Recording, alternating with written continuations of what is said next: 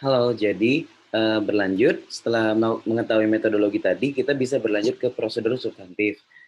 Prosedur substantif yang dimaksud sebenarnya itu tuh kayak tahapan 3 dari metodologi tadi. Karena yang kita bahas adalah test of detail balance-nya atau tes atas rincian saldonya dan substantif analytical procedure. Nah, jadi kita lanjut aja ke substantif analytical procedures. Jadi kalau misalnya di Arens jilid 2 ini, terdapat di tabel 16.1 itu menjelaskan tentang prosedur analitis. Ini kan tahapan 3, itu di tabel 16.1 ini menjelaskan prosedur analitis yang perlu dilakukan. Gambarannya kiranya ketika kita melakukan ini, kayak sepertinya membandingkan persentase margin kotor dengan tahun sebelumnya, penjualan per bulan dengan selama beberapa waktu, beberapa bulan, terus membandingkan retur dan pengurangan penjualan, pokoknya beban piutang, saldo pelanggan gitu-gitu dibandingkan dengan tahun sebelumnya atau dengan rival satu lain perusahaan lain dengan satu lain industri. Sebenarnya keseluruhan penguji cobaan ini tadi itu sudah pernah dilakukan kemungkinan di pengujian prosedur analitis di pendahuluan. Namun ini tuh mungkin pengujian yang lebih mendalam dan perlu diketahui, perlu dicatat bahwa prosedur analitis yang kita lakukan ini untuk siklus penjualan dan penagihan, oke? Tidak hanya untuk piutang usaha saja, karena tidak hanya untuk siklus tidak hanya untuk piutang usaha saja, namun untuk keseluruhan dari siklus penjualan. Nah ini dikatakan pada Arens, auditor melaksanakan prosedur analitis untuk siklus penjualan bukan hanya untuk piutang usaha. Ini harus demikian karena memiliki hubungan erat akun laba rugi dan neraca. Jadi ada kemungkinan ketika akun laba rugi semacam misalnya COGS atau misalnya sales atau misalnya sales return and allowance ternyata memiliki salah saji, maka ada kemungkinan ternyata memiliki salah saji material misalnya, maka ada kemungkinan pula piutang usaha itu memiliki salah saji material, sehingga analytical procedure yang kita harus lakukan tidak terkhusus hanya piutang usaha saja, karena jangan-jangan di piutang usaha tidak terlihat adanya kemungkinan salah saji material, tapi waktu kita assess sales-nya ada salah saji material, terus waktu kita balik lagi ke piutang usaha, ternyata terdampak atas salah saji sales tadi, sehingga jadi salah saji material juga dong gitu. Makanya selanjutnya, apa yang perlu dikecurigain, apa yang perlu direview oleh auditor ketika telah dibandingkan. Yang pertama, nilai yang gede dan tidak biasa, terus accounts that have been akun yang sudah outstanding sudah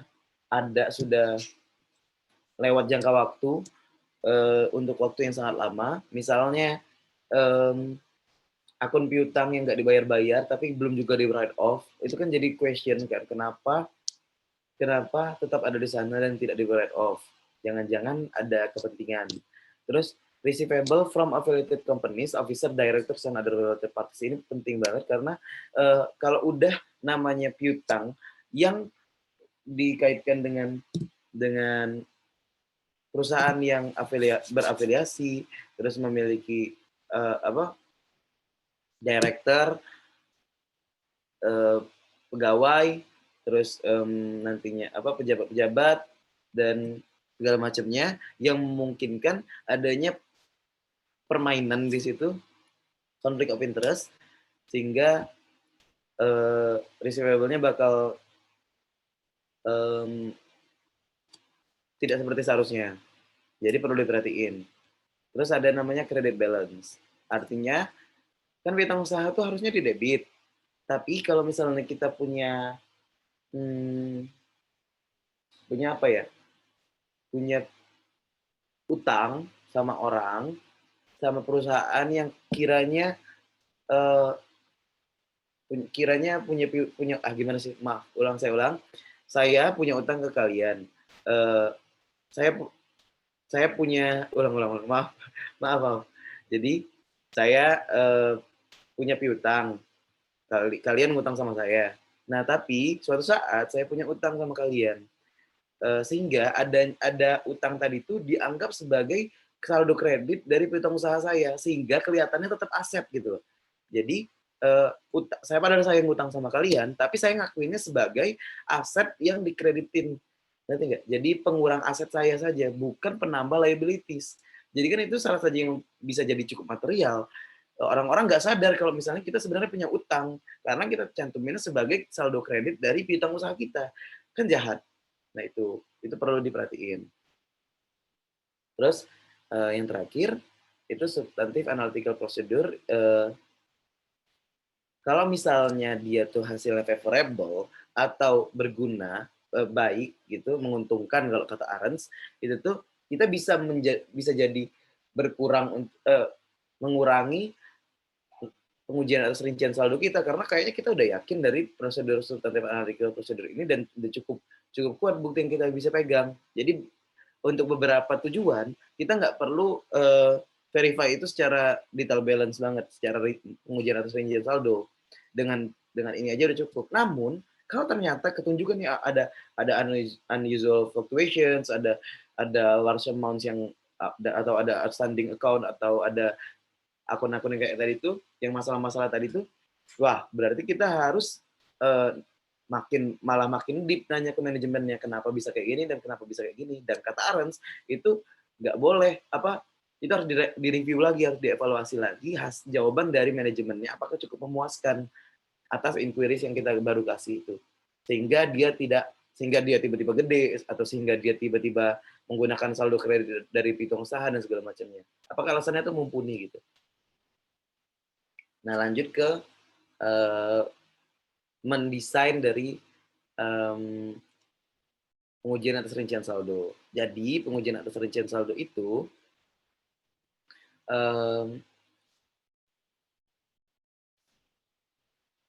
kita tuh menggunakan suatu dasar namanya agent trial balance atau neraca saldo umur piutang usaha. Namanya gitu kalau bahasa Indonesia. Jadi di dalam ini kita bisa ngelihat ada balance dari account receivable berdasarkan file induk pada nilai tanggal neraca. Terus ada juga breakdown-nya dari balance dari waktu ke waktu antara dari penjualan sampai ke balance sheet date. Jadi ada mungkin aja terjadinya penyisihan atau mungkin aja terjadinya write off atau mungkin aja terjadinya pelunasan atau segala macamnya yang diperlihatkan dalam neraca saldo tersebut. Nah, sehingga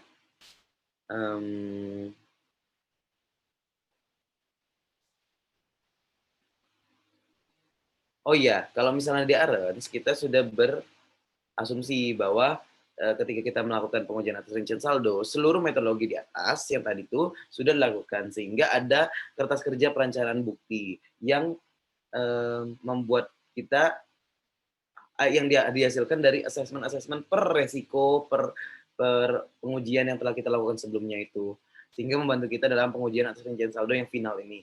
Terus auditor telah memutuskan risiko deteksi yang direncanakan untuk pengujian atas rincian saldo bagi setiap tujuan audit yang berkaitan dengan saldo. Tadi udah diatur di awal ketika melakukan risiko deteksi yang direncanakan. Nah, untuk setiap tujuan auditnya, maka kita harus bikin risiko deteksi yang direncanakan itu kan ketika suatu auditor tidak mampu mendeteksi kesalahan saji material nantinya itu kan. Nah, itu harus direncanakan untuk setiap tujuan audit. Dari rincian saldo tadi, tujuan audit berdasarkan saldo. Oke, kita udah tadi dapat the idea of agent trial balance-nya. Nah, jadi ada banyak yang perlu dites oleh auditor ya tadi tujuan-tujuan yang telah ditetapkan di awal, yang telah dijelaskan di awal. Jadi piutang usaha yang ditambahkan dengan benar sama dengan file induk, serta totalnya itu tuh sesuai dengan buku besar. Jadi agent trial balance tadi itu kan ada namanya neraca saldo nih, neraca saldo umur piutang usaha. Nah, ini tuh kan berinduk kepada apa? File induk usaha. File induk usaha itu artinya file induk piutang usaha, artinya itu tuh dokumen asli, dokumen yang bisa di-verified bahwa itu tuh membuat kita memiliki hak atas piutang usaha ini. Misalnya dokumen penjualan, kredit, atau struk penjualan gimana gitu. Sehingga cocok nggak ini nih, file induk piutang usaha dengan nilai neraca saldonya. Nah, kalau misalnya ditotalkan, itu tuh cocok dengan buku besar umum. Artinya ada T accounts atau ada buku besar lah ledger yang dicocokkan dengan neraca saldo tadi tuh. Sudah cocok belum pertambahannya? Itu namanya detail tie-in. Apa tujuan pertamanya gitu. Terus ada namanya piutang usaha yang dicatat memang ada atau existence. Nah, ini diujinya dengan pengujian konfirmasi kemungkinan besar. Jadi ada namanya tuh konfirmasi piutang usaha. Konfirmasi piutang usaha ini konfirmasi eksternal piutang usaha. Jadi kita meminta kepada pihak ketiga, kepada pelanggan dari klien kita untuk mengkonfirmasi apakah piutang usaha ini benar-benar ada, nilainya segini dan segala macamnya. Sehingga ada beberapa tujuan yang bakal ter-accomplish atau terjawab gitu di pengumpulan bukti ini. Nanti bakal dijelasin lebih lanjut di bawah. Jadi dengan cara melakukan konfirmasi saldo tadi itu, konfirmasi saldo piutang pelanggan. Kalau misalnya tidak direspon gimana? Maka kita perlu melakukan prosedur alternatif. Prosedur alternatifnya apa? Jadi kita bisa melakukan prosedur alternatifnya mungkin dengan melihat dokumen penjualan, dokumen pengiriman, dokumen apa yang menjadi supporting evidence piutang usaha ini benar-benar ada. Terus yang ketiga, piutang usaha yang ada telah dicantumkan sudah alias kelengkapan, jadi nggak ada suatu piutang usaha pun yang belum dimasukkan ke dalam neraca saldo. Lihat, ini bisa kita bisa merhatikan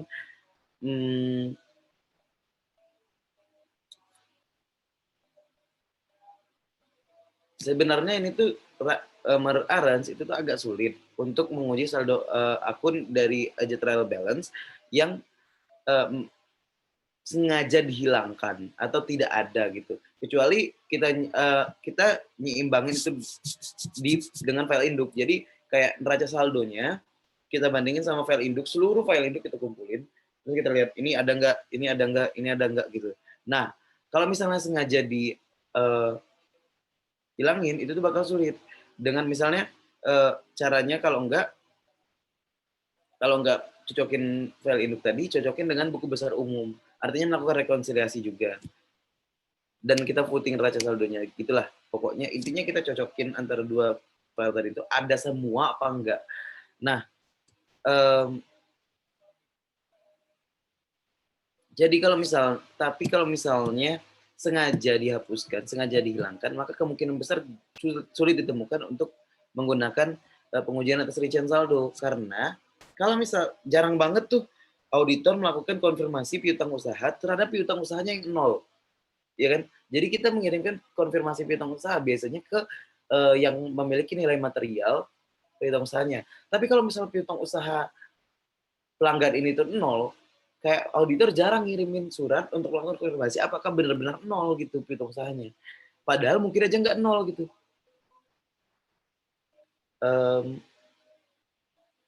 Kemungkinan kurang sajinya tadi tuh bisa diungkapkan melalui pengujian substantif atau transaksi, melalui pengiriman atau pengiriman yang belum dicatat, pengiriman yang telah dilakukan atau belum dicatat, pembayaran yang telah dilakukan namun belum dicatat dan segala macamnya.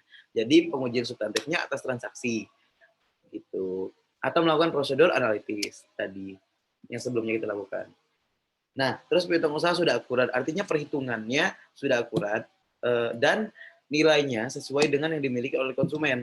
Kalau misalnya nilainya tidak sesuai dengan konsumen, maka atau pelanggan, maka kita sesuaikan berdasarkan perhitungan yang paling tepat. Yang mana yang sebenarnya benar, kita atau konsumen kita gitu. Tapi kita konfirmasi dulu nih, artinya kita kirim nilai saldo yang menurut kita kepada konsumen. Auditor ngirim itu ke eksternal, terus eksternal bakal ngonfirm nilainya. Terus ada piutang usaha diklasifikasikan dengan benar. Jadi ini penting untuk mereview budget trial balance yang material, terutama dari yang afiliasi, pejabat, direktur atau pihak terkait. Jadi kita harus tahu juga auditor tuh harus verifikasi apakah wesel tagih itu tuh ada wesel tagih atau piutang usaha yang sebenarnya harus diklasifikasikan kepada aset tidak lancar. Sebenarnya mereka tuh piutang usaha piutang yang tidak lancar, tapi terkategori sebagai piutang usaha lancar. Jadi kesannya bagus gitu. Jadi harus lihat itu lagi. Terus saldo kredit piutang usaha yang tadi saya bilang sebenarnya itu tuh harusnya udah masuk ke dalam piutang usaha, harusnya udah dikategorikan sebagai utang usaha, sudah jadi account payable, tapi karena perusahaannya main, jadi dianggap sebagai piutang usaha yang bersaldo kredit. Jadi kesannya masih aset atau account receivable gitu. Harus diperhatiin tuh klasifikasinya. Oh iya, klasifikasi tujuan audit berkaitan dengan saldo ini berkaitan erat dengan tujuan penyajian dan pengungkapan yang klasifikasi yang dapat dipahami. Jadi ada namanya untuk tujuan penyajian dan pengungkapan itu ada namanya klasifikasi yang dapat dipahami, dan itu berkaitan erat dengan tujuan klasifikasi dari perincian saldo ini. Perlu diingat aja itu. Terus ada pisah batas piutang usaha sudah benar atau cut off-nya udah benar. Jadi ada namanya salah saji pisah batas. Ketika salah saji tersebut terjadi akibat transaksi periode berjalan dicatat periode selanjutnya atau transaksi periode selanjutnya dicatat pada periode berjalan. Jadi penting untuk menentukan pertama tuh ya untuk penjualan, retur, pengurangan penjualan, penerimaan kas dan segala macamnya tuh harus diperhatiin, memutuskan kriteria pisah batas yang tepat, terus mengevaluasi apakah klien memiliki prosedur yang memadai untuk memisahkan, untuk menguji apakah terjadi pisah batas. Terus yang terakhir melakukan pengujian atas apakah pisah batasnya itu sudah benar. Ada tadi disebutkan pisah batas penjualan, pisah batas retur dan pengurangan penjualan, pisah batas penerimaan kas dan itu ya. Jadi selanjutnya yang terakhir itu ada piutang usaha dinyatakan belum terakhir ya. Piutang usaha dinyatakan pada nilai realisasi bahwa piutang usaha itu dicatat pada nilai yang paling mungkin untuk direalisasikan, dan hal itu bisa digambarkan secara umum menurut standar akuntansi itu piutang usaha kotor dikurangi dengan penyisihan piutang tertagih. Nah,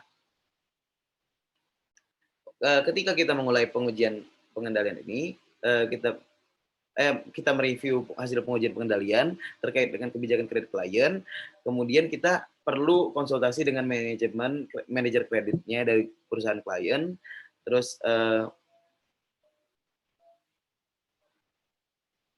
jadi perlu bagi auditor untuk mengevaluasi kecukupan penyisihan, apakah penyisihan yang dilakukan selama ini oleh klien itu sudah cukup, apakah belum, apakah sebenarnya terlalu banyak, apakah terlalu sedikit yang dicadangkan untuk penyisihan, dan harus memeriksa piutang-piutang yang kiranya tidak lancar pada neraca saldo itu.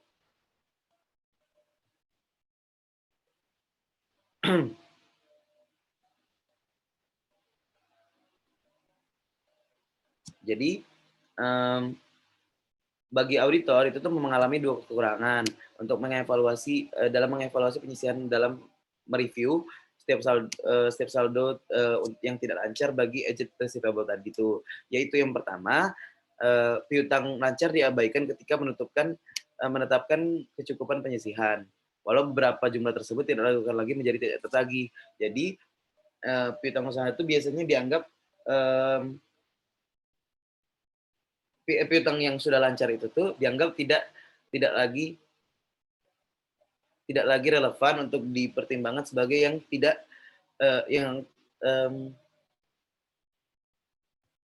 lagi relevan sebagai diperhitungkan sebagai yang harus disisihkan, sehingga padahal sebenarnya itu tuh mungkin banget masih tidak tertagih gitu.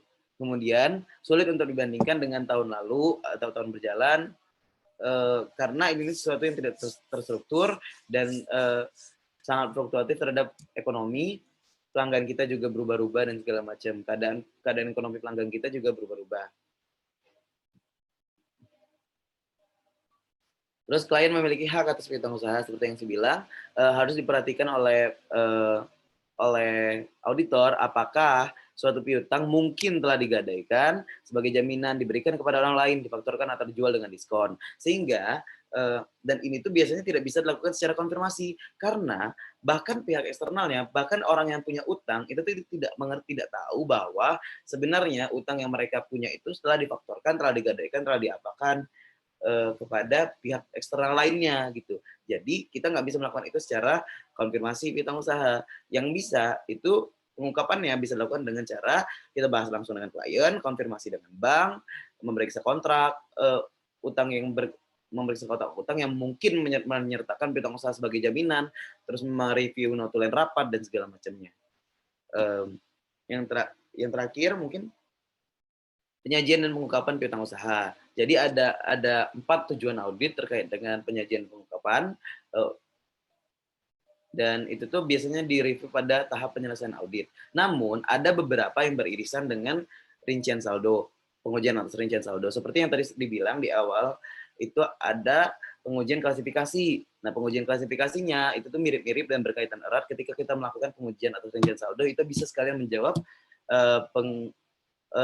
tujuan klasifikasi yang dapat dipahami dari penyajian dan pengungkapan piutang usaha. Saya cukupkan dulu untuk part prosedur analitis dan pengujian rincian saldo.